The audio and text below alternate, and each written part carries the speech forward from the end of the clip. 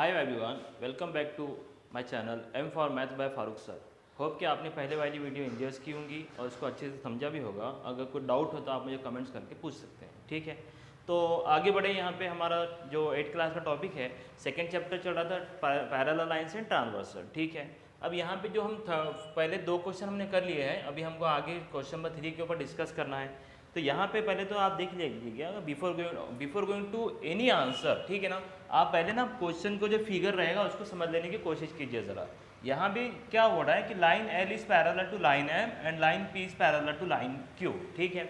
आपको क्या करना है या हमें क्या करना है कि we have to find the measures of angle A, angle B and angle C, ठीक है। अब यहाँ पे आप और एक बात समझ लीजिएगा भाई, 2 लाइन ये पैरेलल है। अब ये 2 लाइन पैरेलल है तो ये P जो Q है इससे इंटरसेक्ट करके पास हो रहा है, ये भी Q P जो है इससे पास हो रहा है। तो ये दोनों लाइन पैरेलल्स है। इन दोनों के लिए लाइन P क्या हो गया, ट्रांसवर्सल हो गया। लाइन Q क्या हो गया, ट्रांसवर्सल हो गया, है ना।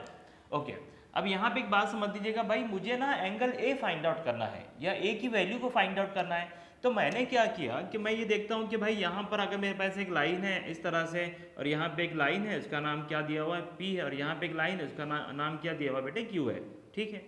यहाँ पे कौन है 80 डिग्री है और यहाँ पे कौन है A।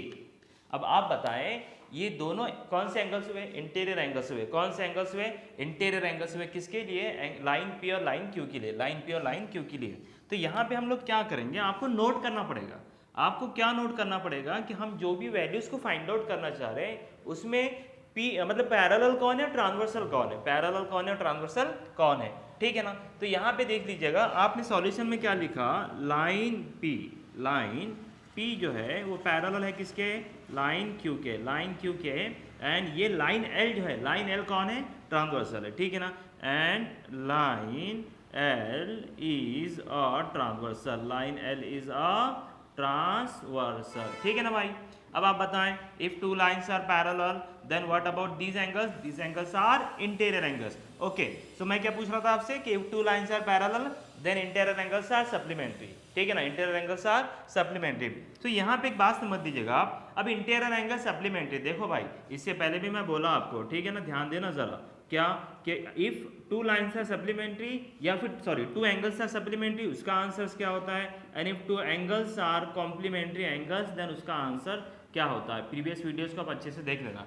कॉम्प्लीमेंट्री है मतलब दोनों 2 एंगल्स का मेजर का एडिशन कितना है, the sum of measure of 2 angles is 90 degree. Supplementary means the sum of measure of 2 angles is 180 degree, ठीक है ना। ओके, अब यहाँ पे थोड़ा देखें आप, अगर ये सप्लीमेंट्री है तो एंगल ए प्लस 80 डिग्री और ए कितना हो जाएगा आपका, यहाँ पे ए जो है मिलाकर दोनों का एडिशन क्या हो गया बेटे, 180 हो गया।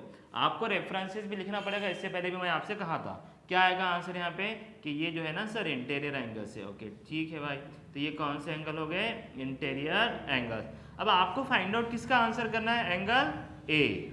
अब ए जब है आपके पास यहाँ पे, तो ये जो प्लस वाला 80 इधर जाके क्या हो जाएगा, माइनस वाला 80 हो जाएगा। तो 180 माइनस 80 क्या होता है सर, ये होता है 100। कितना होता है, 100। तो यहाँ पे क्या आएगा बेटे, ए का आंसर क्या आ गया, 100 आ गया, ठीक है ना। अब देखो भाई, अल्फाबेटिकल अगर आप देखोगे तो ए के बाद बी ही आएगा, लेकिन मैं एज ए स्टूडेंट या फिर मैं देखूंगा भाई, नॉट एज ए स्टूडेंट, हम क्या देखते हैं with as a human being कि भाई आसानी क्या है, शॉर्टकट क्या मिलता है भाई, काम तो पूरा करना है, ठीक है ना। तो यहाँ पे देखो एंगल ए के बाद आपको एंगल बी फाइंड आउट करना पड़ेगा, लेकिन जरूर नहीं कि पहले आप ए के बाद बी फाइंड आउट करो।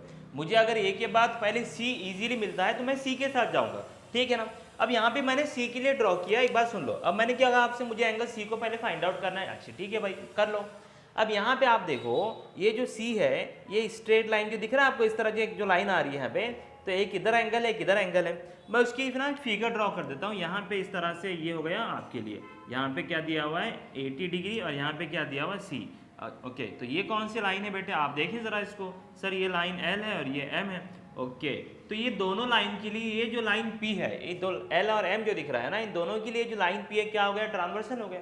क्या हो गया, ट्रांसवर्सल हो गया। अगर ये ट्रांसवर्सल हो गया, ठीक है, तो आप क्या बोलोगे कि ये जो है ना सर एक्सटीरियर एंगल है और ये दोनों लाइन पैरेलल है, ठीक है। तो ये क्या है, एक्सटीरियर एंगल है कौन सी साइड का, राइट हैंड साइड का। ये कौन सा है, एक्सटीरियर एंगल है कौन सी साइड का, लेफ्ट हैंड साइड का। और आपको पता है इस एंगल्स को क्या बोलेंगे, अल्टरनेट एंगल्स। वेरी गुड, ठीक है ना। तो यहाँ पे थोड़ा अभी सॉल्यूशन पे ध्यान दे। एक बात समझ लो आप कि ये सॉल्यूशन के लिए मैंने ए को कैसे समझे उसके लिए अलग फिगर ड्रॉ किया, सी के लिए अलग फिगर ड्रॉ किया। आप भी ना कॉपी करते समय इसको अच्छे से इसी तरह से कॉपी करना आपने, ताकि आसानी से समझ में आ जाए, ठीक है। तो यहाँ पे की समझ लें आप थोड़ा आगे जाकर कि line L is parallel to line M, line L is parallel to line M and line P is a transversal, line P is a transversal।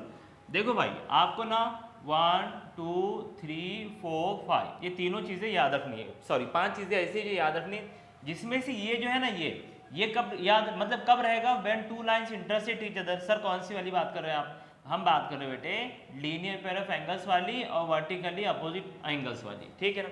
और ये जो तीन है ना ये कंबाइंड, ये प्रॉपर्टीज कब रहेगी, या फिर पेयर ऑफ एंगल्स की प्रॉपर्टीज कब या डिफाइन करोगे आप? When two lines are parallel, when two lines are parallel, तो angle formed by two parallel lines and a transversal, ठीक है। तो यहाँ पे क्या रहेगा, if two lines are parallel then corresponding angles are concurrent या equal, alternate angles are equal, interior angles are supplementary, interior angles are supplementary. इतना clear है भाई? आगे बढ़े। सो देखो यहाँ पे ये दोनों कौन से एंगल हो गए, ये दोनों हो गए अल्टरनेट एंगल। कौन से एंगल हो गए? Alternate angle. और मैं जानते हैं if two lines are parallel alternate angles are equal, ठीक है। तो यहाँ पे एक बात नोट कर ले आप कि एंगल सी किसके इक्वल हो गया? 80 डिग्री के। एंगल सी किसके इक्वल हो गया? 80 डिग्री के। तो आपको फिर से मैंने जहाँ पहले भी कहा कि आपको लिखना पड़ेगा रेफरेंस कि आपने कौन सा प्रॉपर्टी यूज़ किया। इसका आंसर क्या आएगा बेटे? अल्टरनेट एंगल्स, ठीक है, अल्टरनेट एंगल्स। इतना क्लियर हो गया। अब इसके बाद ना हमको एंगल बी के लिए फाइंड आउट करना पड़ेगा कि एंगल बी का आंसर क्या आएगा। अगेन अब आप ये देखो कि which relation is found between angle C and angle B, कि एंगल सी और एंगल बी जो है उसमें कौन सा रिलेशन फॉर्म हो रहा है। तो यहाँ पे एक चीज समझ में आती है, कौन सी वाली, कि सर देखो ये भी लाइन है, ये भी लाइन है, ये भी लेफ्ट हैंड पे, ये भी लेफ्ट हैंड पे है, ठीक है ना। तो आपने जो पढ़ाया था ना सर उसके हिसाब से ये क्या लग रहा है? Corresponding angle. क्या लग रहा है बेटे? Corresponding angle. तो बेटे ये करस्पॉन्डिंग एंगल ही है। अब अपन क्या करेंगे यहाँ पे, इसके लिए जैसे मैं बोला था आपको, ठीक है ना। तो यहाँ पर आपने क्या किया, यहाँ पे एक एंगल बनाया सी और यहाँ पे एंगल बनाया बी। ये लाइन का नाम क्या है? पी। ये लाइन का नाम क्या है? क्यू। और ये जो लाइन पर बने एंगल बी और एंगल सी, कौन से लाइन पर बने हुए बेटे? Line M, line M. और इस लाइन हमारे लिए क्या होगा? ये अगर ये दोनों पैरेलल है तो ये हमारे लिए क्या हो गया? ट्रांसवर्सल हो गया, ठीक है। तो यहाँ पे आप और मैं जानते हैं if two lines are parallel these angles are corresponding angles and if two lines are parallel corresponding angles are equal. तो यहाँ पे हम क्या बोलेंगे कि लाइन P जो है वो पैरेलल है किसके? लाइन Q के, and line M is a transversal, line M is a transversal, ठीक है। अब अगर ये ट्रांसवर्सल है तो angle C equal to angle B, angle B equal to angle C। तो आपको क्या फाइंड आउट करना है? हमको तो value of B find out करना, तो हम क्या करेंगे, इसको लिखेंगे लेफ्ट हैंड पे और इसको लिखेंगे राइट हैंड पे, और दोनों एक दूसरे के इक्वल क्यों है इसका रीजन भी हम लिख देंगे यहाँ पे कि सर ये दोनों इक्वल जो है उसका प्रॉपर्टी कौन सा लगाया? करस्पॉन्डिंग एंगल्स का लगाया, ठीक है ना, करस्पॉन्डिंग एंगल्स, करस्पॉन्डिंग एंगल्स, ठीक है। अब यहाँ पे सी कितना है बेटे आपके पास? वहाँ पे देखो, आप इसका फोटो लेना भूल गया तो मैं चलो फोटो ले लेते हैं इसका, ठीक है, ताकि नजर आ जाए दूर से। ये हो गया एंगल सी कितना? 80 डिग्री। कितना हो गया? 80 डिग्री। तो एंगल बी का आंसर क्या आ गया बेटे? 80 डिग्री। इस तरह से आपका आंसर कंप्लीट हो गया। इसको अच्छे से समझिएगा, ना समझे तो आप कमेंट सेक्शन में पूछ सकते हैं। Thank you very much.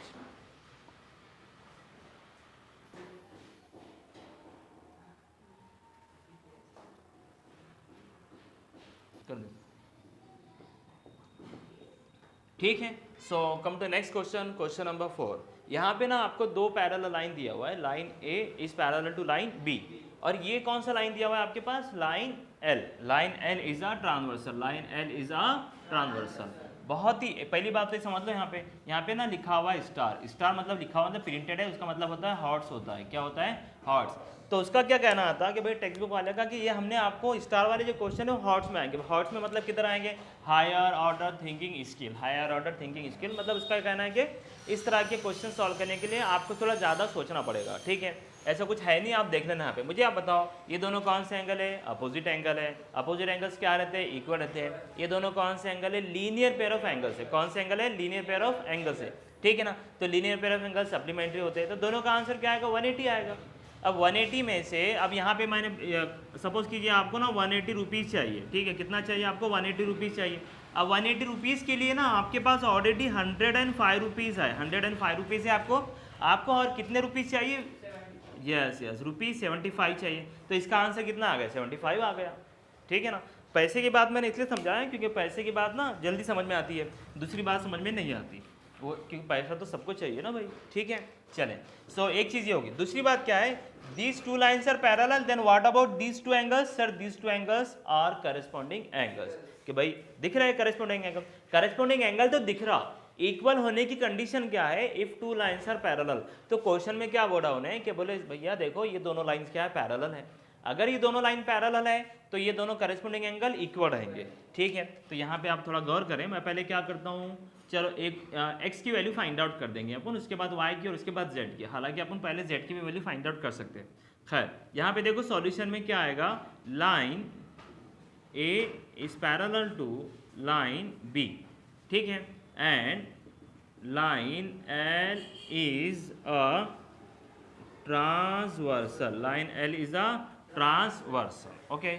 अब अभी बताया मैं आपको ये दोनों पैरेलल है, तो ये कौन से एंगल हो गए, करस्पॉन्डिंग एंगल्स हो गए। Therefore angle x is equals to 105 lines are parallel, corresponding angles are equal. ये कौन से एंगल हो गए बेटे, करस्पॉन्डिंग एंगल्स, ठीक है ना, ध्यान देना, ओके।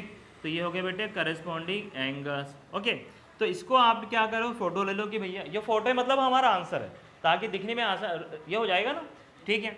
अब x के अपोजिट कौन है, y है, x के अपोजिट कौन है, y, और अपोजिट एंगल्स क्या रहते हैं, इक्वल रहते हैं। तो भाई x इक्वल टू y है, तो y इक्वल टू कौन हुआ, x हो गया, y इक्वल टू कौन हो गया, x हो गया, तो y is equals to x, मतलब angle x is y is equals to angle x। अब आप बताएं ये इक्वल होने का रीजन क्या बना, because they are vertically opposite angles और सिंपली अपोजिट एंगल्स। अब आप बताएं x की वैल्यू क्या है आपके पास, 105, तो यहाँ पे x के प्लेस पे क्या आएगा 105, ये किसका आंसर हो गया, अभी किसका आंसर हो गया, एंगल y का, इसके भी फोटो ले लिया आपने। अब किसकी बारी, एंगल z की बारी। भाई ये लाइन है, ये पेयर ऑफ लाइंस मतलब पेयर ऑफ एंगल्स हो गया, एडजस्टन हो गया इस तरह से जो आपको इंट्रोडक्शन में बताया था। तो यहाँ पे ये क्या हो गया, सप्लीमेंट्री एंगल्स हो गए, supplementary linear pair of angles हो गया, लीनियर पेयर ऑफ एंगल्स क्या हो गया, सप्लीमेंट्री हो गया। Therefore 105 plus angle z is equals to 180, reason behind that is they are linear pair of angles, ठीक है ना। अब आपको ना एंगल z की वैल्यू फाइंड आउट करनी है, उसके लिए अपन क्या करेंगे बेटे, angle z is equals to 180, ये प्लस वाला इधर जाकर माइनस हो जाएगा 105, आंसर कितना आ गया बेटे 75 रुपीज़, मतलब 75 डिग्री, जैसा रुपीज़ के मैंने एग्जांपल दिया था इसलिए यहाँ पे रुपीज़ का वर्ड यूज़ किया, ठीक है ना। ये आपका आंसर हो गया एंगल z के लिए। समझ में आ रहा कैसे किया, ना समझे तो आप कमेंट्स करके पूछ सकते हैं। थैंक यू वेरी मच, ठीक। सो ये लास्ट क्वेश्चन है इस प्रैक्टिस सेट का, देखेंगे इसके बाद क्या है। पहले तो आप यहाँ पे समझ लीजिएगा, line P is parallel to line L and line L is parallel to line Q, ठीक है। इसका मतलब क्या हुआ सर, इसका मतलब ये हुआ कि तीनों भी एक दूसरे के पैरेलल है, बराबर। अब यहाँ पे ये जो पूरा दिख रहा है ना बेटे, देखना ज़रा, अब यहाँ पे ठीक है भाई, ये P और L है, ओके। ये P यहाँ पे कितना दिया हुआ 40 डिग्री, यहाँ पे ये X जो लिखा हुआ है एक्चुअली ये नहीं है, ये जो मैं रेड कर रहा हूँ इसको देखना पूरा, ये वाला जो पूरा दिख रहा है ना रेड कलर वाला, इस पूरे का आंसर जो है वो X है। अब आपको कैसे करना है भाई, एट ए टाइम तो आप दो लाइन को ले सकते हो, तो आपने क्या किया यहाँ पे, इसको थोड़ा देखना अच्छे से कि काम करेंगे अपन, थोड़ा कोशिश करेंगे कि भाई समझने की कि कैसे करें क्या करें। तो यहाँ पे एक बात देख लें आप, मैंने क्या किया यहाँ पे इस तरह से ड्रॉ किया, ये हो गया यहाँ पे और ये हो गया। तो आप क्या करो, ये वाला जो एंगल है ना इसको सपोज करो ये आपका x1 है, और ये वाला जो एंगल है इसको आप सपोज करो x2 है। बाद में जब दोनों का जो भी आंसर आएगा दोनों के एडिशन करके हम क्या कर लेंगे, वो किसके इक्वल हो जाएगा, x के इक्वल हो जाएगा, ठीक है।